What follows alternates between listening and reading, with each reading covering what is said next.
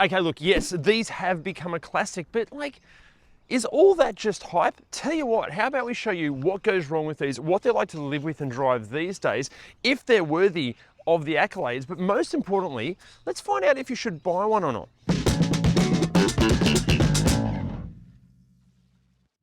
Okay, second generation Toyota MR2 in a nutshell, here we go.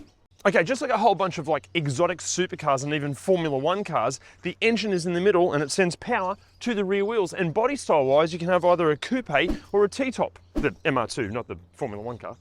Now in Australia, we only received one of the 4 naturally aspirated 4-cylinder options. The turbo engine, this one, are only available here as a grey import. Transmission wise, you can get a manual or an automatic, but you should really only buy the automatic if you need it on medical grounds. Now, as far as trim specs go, here in Australia, there were 3. Internationally, there were way more, especially in Japan, and there's also a couple of very special editions.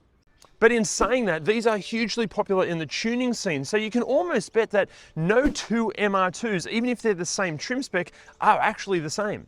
But the big and important news here is that Toyota constantly honed and refined the MR2 during its life cycle, mainly because some of the early ones, they have this funny tendency to slide themselves backwards into the scenery instead of traveling in their intended direction. So therefore you can get MR2s across 5 different revisions, and the changes can be everything from purely aesthetics through to some pretty major mechanical changes. Now, if you do want to check out all of the details of these revisions and so much more, go to ReDriven.com and check out the MR2 cheat sheets, completely free. But basically, the more recent the iteration or revision, the more desirable it is. Now, pricing wise here in Australia, these kick off from as little as $13,000 and they top out in kind of the mid $40,000 range. That might seem like a lot of money for what this car is, but remember, 90s Japanese performance car prices are constantly going through the roof, so you could maybe look at this as a bit of a bargain and possibly a really good investment opportunity. Now guys, if you are in the market for one of these, or maybe you even want to just refinance your current car, click the driver link down there because Driver's going to find you the very best finance package. The whole thing's done easily online. Honestly, they're complete legends to deal with. And if you do all of that via that link, we're going to give you 150 bucks worth of free fuel. Okay, now let's talk looks for a second here. Besides the obviously very sexy sports car proportions and aesthetics here, the very coolest feature of the MR2 are these. Pop-up headlights. How cool is that? Look, yes, they're going to tear pedestrians to pieces, but incredibly cool. Besides that, but I forgot how small these are. Here's a fun fact for you. They're about that much longer than a current MX-5 and pretty much the same width and the same height. It's a small car. Actually, speaking of really funky convertibles like the MX-5, a company called Toyota Technocraft made a very limited run of full convertible Spider versions of these. But good luck finding one because they are bloody rare.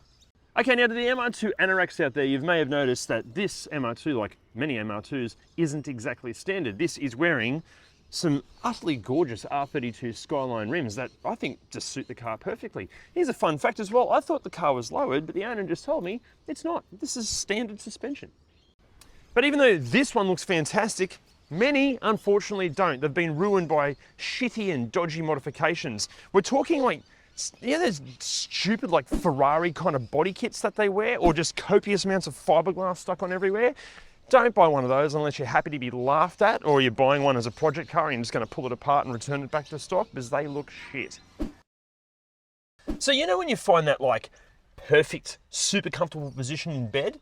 That's what this feels like. It's just delightful. Although in saying that, it is slightly off-centered. The steering wheel is just off to my left a little bit. But look, overall, it feels like the designers, they got a human body and then they kind of raised and built the interior up around the human form. Because everything sits exactly where you want it to. Also, obviously you sit low because it is a sports car, but because the center console is raised up so high, it feels like you're sitting even lower than you actually are. Oh, I should also mention, it does help that I'm sitting in a beautiful Recaro seat. These aren't generally fitted as standard, but even in the standard seats, bloody comfortable. And also the entire design, it kind of wraps around you. Almost like if the MR2 is a sock, you're the foot filling it. Now look, obviously design wise and quality of materials, we are talking mid 1990s here, so it's nothing to write home about. But what is impressive is how well everything is built. There is look at this, there's no movement to anything. All the buttons feel really good. It's there's no squeaks. Solid. Now, wear and tear in this particular car, you're looking at about 150,000 Ks. It's from 1997. Considering that, it's pretty good. Like, okay, losing some texture on the steering wheel. You can tell it's aging, but again, it's aging nicely. Like, all these materials feel nice. No weird marks anywhere. Yeah, it feels like, it doesn't feel like 1997 old. If you said this was like 12 years old, you'd be like, yeah, makes sense. Okay, now practicality-wise, being a two-seater sports car, you're probably expecting the practicality is terrible. Well, it's not. Sort of. Here we go. You've got a pretty good sized glove box. You've got a spot under the CD player or the stereo just here. You've got an ashtray. I normally hate ashtrays because smoking is disgusting, but the car is from the 90s, so we're going to let that one slide.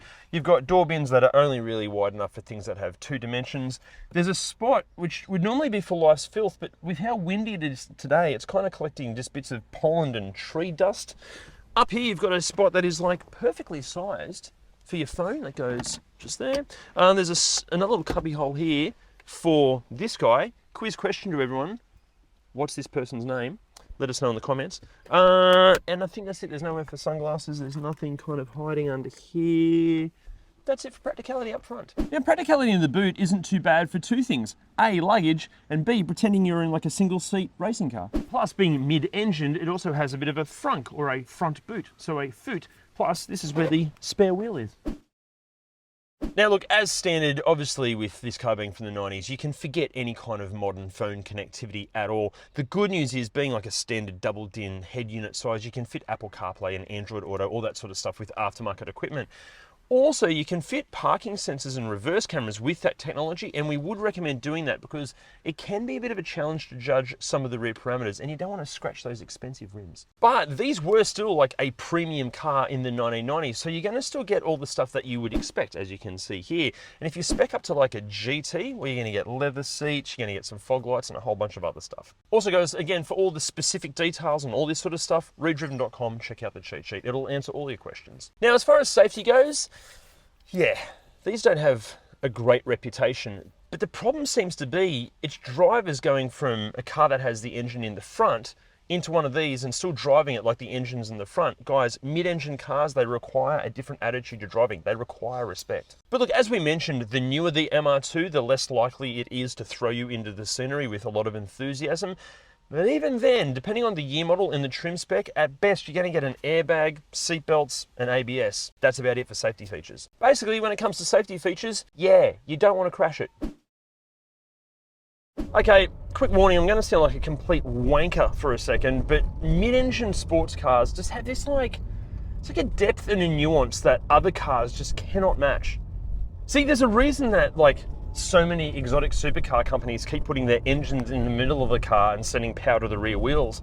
It's because this platform, it delivers the goods. But the bad news is with the MR2, apparently this car wants to kill you. But here's the facts. Look, if you drive like a complete dickhead, especially in the wet, yeah, this thing is going to bite you in the ass. But drive one of these with respect, hone your skills on a racetrack, and even at completely legal speeds, this thing is still intoxicating to drive. But in saying that, that kind of snap oversteer reputation these things have, it does it buzzes around your mind like a really annoying mosquito. But on modern performance tires with the suspension set up properly like it is in this car, it does just build confidence. The more you drive it, the more you put it through some corners, it's just more and more fun the more you drive it. Even when it comes to power delivery, which being a turbo in this car, yeah, is substantial, it's not sketchy, it just squats and goes. Look, the MR2 fans out there will claim that these things feel like little Ferraris or Lamborghinis, but you know what? They're wrong, because it's better than that. See, the thing with supercars are, they're not actually all that fun to drive. When you give them the full beans, they're intimidating because their size and what they cost, and sometimes it feels like they're almost engineered to feel arrogant. And then in real world conditions at legal speeds, you spend more time on the brakes and decelerating than you do actually giving it the beans. And aside from all the image bullshit, they're just a bit meh to drive in the real world. But this thing, in the real world, in these kind of suburban and industrial streets at completely legal speeds, is just still so engaging. It is so much fun to drive. Basically, what these are like to drive, think of like all the mid-engine supercar kind of feels with quite literally none of the drawbacks until you see what goes wrong with them. It's coming up. And yes, we have to answer that question. Let's start with the exterior. Bad news here, guys. Rust. Now, the spots to check for rust: along the seals, around the wheel arches, get underneath and look at the radiator support in the front. Actually, you know what? Just check everywhere for rust. Actually, Toyota installed some foam inside some of the body panels and it absorbs the water, but then the problem is it kind of rots the car from the inside out. This is especially a problem with some of the imports, the grey imports. Basically, if you see any rust on it, if you're shopping for one of these and you find rust, we'd just be walking away and trying to find a better one with no rust. Okay, now, no matter what anyone tells you, the T-top models, they all bloody leak. Yeah, there are some dodgy modifications you can make to stop that, but the best thing to do is just replace the seals with genuine Toyota OEM items. If you don't do that, the leaking eventually leaks into the cabin. It can cause mold, it can ruin your seats, and it can even make that rust issue even worse. Okay, next up, look for any dodgy modifications, any signs of accident damage or sketchy repair work. Also look for cars that have been clearly modified and then returned back to stock to sell. Be very careful of those. Look, I'm not saying like all modifications are bad. You can get MR2s with really good mods like this car, but even then, any modified MR2 needs an especially thorough pre-purchase inspection. And guys, please watch our ultimate used car buying guide before you buy one of these. The link is down there. Actually, another link down there is going to get you 15% off and free express shipping on your next set of wiper blades. Guys, we've partnered with WiperTech because they're genuinely some of the best wiper blades we've ever used. They're super easy to order and fit, and they're one of the cheapest and best modifications you can make. Now inside, and aside from kind of the typical age-related issues like, say, crackly speakers or door lock actuators or power window motors kind of going on the fritz, even then, they're far from common. Not much else goes wrong with these. Obviously, if you're looking at one of these, press every button, make sure everything works. But from what we've read through the owners groups and forums and stuff, chances are everything's going to work. Now, before you delve into mechanically what can go wrong with these, firstly, a huge thank you to DJ for lending us his MR2. Mate, you're an absolute legend. Actually, in saying that, if you live in Sydney or Newcastle and you have like a cool or funky car that you think would make for a great ReDriven video, let us know in the comments or hit us up on the socials. Secondly, MR2 owners group members, you guys are the best. Thank you so much for all of your help and your advice and knowledge. You're the best. And finally, you guys, it's because of your support that ReDriven is now growing so incredibly fast. Because you keep hitting that subscribe button, it means that we can make you bigger and better and more videos. We cannot thank you enough. Thanks so much. Okay, now mechanically, what goes wrong with the second generation MR2? Well, I can't tell you. I'm not a qualified mechanic, but Jim is. Now, Adam actually said that the turbo models of these were not available locally. That's actually incorrect. Sorry. There was a small amount of these available locally. And when they were available, which I should add was 20 years ago, these were made in an era that was basically Toyota peak reliability. The 3S GE and the 3S GTE are overall very reliable engines. There's no one big common cause that causes rapid, unscheduled, involuntary disassembly. Overall, they're pretty good. Even if the timing belt should break by design, that doesn't destroy the engine because they're a non-interference engine. And speaking of the timing belt, well, they are due every 100,000 Ks. If they're still around, they're going to be onto their third or fourth one by now, in theory. You really should do that if you have one and you don't know its history. And while you're in there, do the water pump too, because it's driven off the timing belt. Now, speaking of the cooling system, it can actually be a huge pain in the ass. A lot of leaks and accessibility too to repair those leaks, especially on the turbo models. And given the age of these things, it's highly likely that the cooling system is going to need some work unless it's been fastidiously maintained. Now, if you're in there doing repairs to the cooling system at home, it's good to know that there are 2 additional bleed points in the system at the front of the car, one at the radiator, one at the heater tap near the firewall. You need to bleed the air out of the system. Now, you can't see those bleed points because they're hidden beneath covers.